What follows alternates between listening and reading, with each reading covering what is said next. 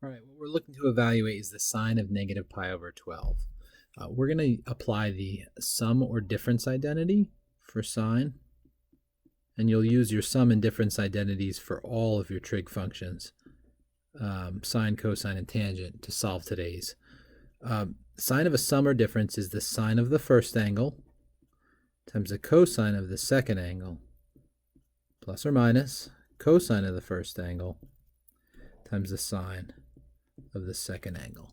All right, often we remember that it's a same sign sandwich. So I'm going to try to rewrite this angle, negative pi over 12, as a sum or difference of two angles. I'm going to choose to make mine a difference. It's not that I couldn't do it a different way, right? But for me, it's making a little more sense to think of it as 3 pi over 12 minus 4 pi over 12.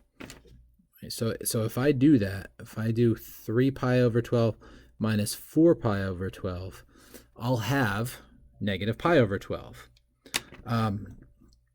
If you don't see it, it's really helpful to choose angles that are special angles.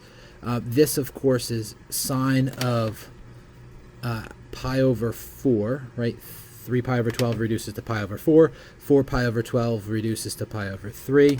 And I'm taking the sine of the difference of those angles. Right? So now I'm just going to apply that identity. So I've got sine of the first, cosine of the second, minus cosine of the first, sine of the second. All right, so I got to fill in my first and seconds. Here's my pi over 4, and my second angle was pi over 3. All right. So this whole thing is equal to, well, sine of pi over 4 is root 2 over 2. Cosine of pi over 3 is 1/2. Cosine of pi over 4 is root 2 over 2. And sine of pi over 3 is root 3 over 2. All right, so we're getting closer. Just keep bringing this down. That's root 2 over 4 minus root 6 over 4, which of course is root 2 minus root 6 all over 4.